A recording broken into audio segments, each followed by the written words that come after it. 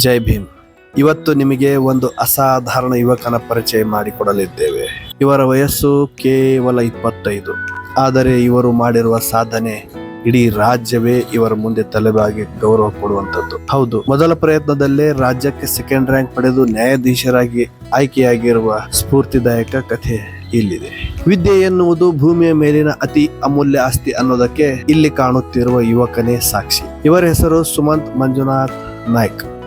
ಉತ್ತರ ಕನ್ನಡ ಜಿಲ್ಲೆಯ ಶಿರ್ಸಿ ತಾಲೂಕಿನ ಹೆಗಡೆ ಕಟ್ಟಾದ ಈ ಪ್ರತಿಭೆ 2025ರ ಕರ್ನಾಟಕ ನ್ಯಾಯಾಂಗ ಪರೀಕ್ಷೆಯಲ್ಲಿ ಮೊದಲ ಪ್ರಯತ್ನದಲ್ಲೇ ಇಡೀ ರಾಜ್ಯಕ್ಕೆ 2ನೇ ರ್ಯಾಂಕ್ ಪಡೆದು ಸಿವಿಲ್ ನ್ಯಾಯಾಧೀಶರಾಗಿ ನೇಮಕಗೊಂಡಿದ್ದಾರೆ. ವಿಶೇಷ ಅಂದ್ರೆ ಸುಮಂತ್ ಅವರ ತಂದೆ ಮಂಜುನಾಥ್ ನಾಯ್ಕ್ ಅವರು ಲೋಕಾಯುಕ್ತದ ಸರ್ಕಾರಿ ಅಭಿಯೋಜಕರು, ತಾಯಿ ಸುಜಾತ ಅವರು ಕೂಡ ವಕೀಲರು. ಈಗ ಮಗ, ಅಪ್ಪ, ಅಮ್ಮನೂ ಸೇರಿದಂತೆ ಎಲ್ಲರ ವಾದ ಆಲಿಸಿ ನ್ಯಾಯ ನೀಡುವ ನ್ಯಾಯಾಧೀಶನ ಸ್ಥಾನಕ್ಕೇರಿಕೊಳ್ತಿದ್ದಾರೆ. ಸುಮಂತ್ ಬರೀ ಓದಿನಲ್ಲಿ ಮಾತ್ರವಲ್ಲ, ರಾಜ್ಯ ಮಟ್ಟದ ಚೆಸ್ ಆಟಗಾರ ಕೂಡ ಹೌದು.